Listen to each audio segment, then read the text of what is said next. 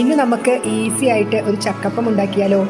അതിനായിട്ട് നമുക്ക് വേണ്ട സാധനങ്ങളാണ് വാഴയില, അരിപ്പൊടി, ചക്ക വരട്ടിയത്, ശർക്കര, നാളികേരം ചിരകിയത്.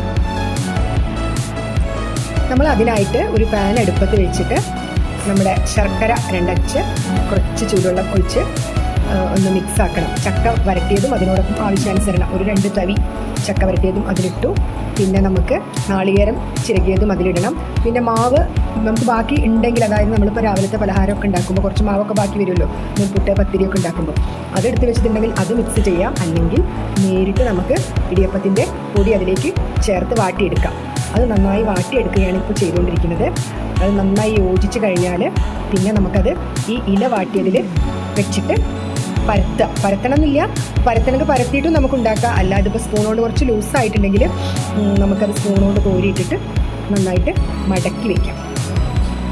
എന്നിട്ട് അത് ഒരു അപ്പപാത്രം വെള്ളം വെച്ചിട്ട് ചൂടാക്കുക. വെള്ളം നന്നായി തിളയ്ക്കുമ്പോൾ നമുക്ക് അതിലേക്ക് ഇഡ്ഡലി തട്ട് വയ്ക്കാം. അത് ചൂടായി ഇരിക്കുന്ന സമയം കൊണ്ട് നമുക്ക് ഇലകൾ എടുത്തിട്ട് വാട്ടി അതിൽ മാവ് കോരി ഒഴിച്ചിട്ട് മടക്കാം. നേരത്തെ പറഞ്ഞില്ലേ, ഞാൻ പരത്തും ചെയ്യാം, കോരി മടക്കി മടക്കിയിട്ട് പുഴുങ്ങിയെടുക്കുകയും ചെയ്യാം. ഇപ്പോൾ ഇല വാട്ടുന്നതാണ് ഇപ്പോൾ കാണുന്നത്. എന്നിട്ട് നമ്മൾ ആ തട്ട് വെക്കണം.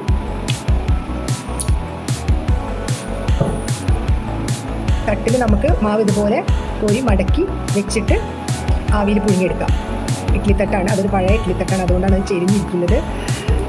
അപ്പോൾ അത് നമുക്കിതുപോലെയുള്ള ചക്കപ്പം പുഴുങ്ങാനും പഴം വേവിക്കാനൊക്കെ ഉപയോഗിക്കാം.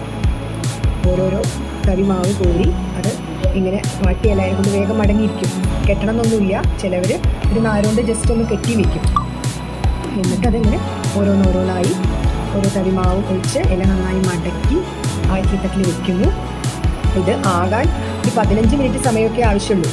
ഒരു 15 മിനിറ്റ് ഇതുപോലെ നല്ല ഹൈ ഫ്ലെയിമിൽ കത്തിച്ച് വെക്കുക. അതിനുശേഷം നമുക്കിത്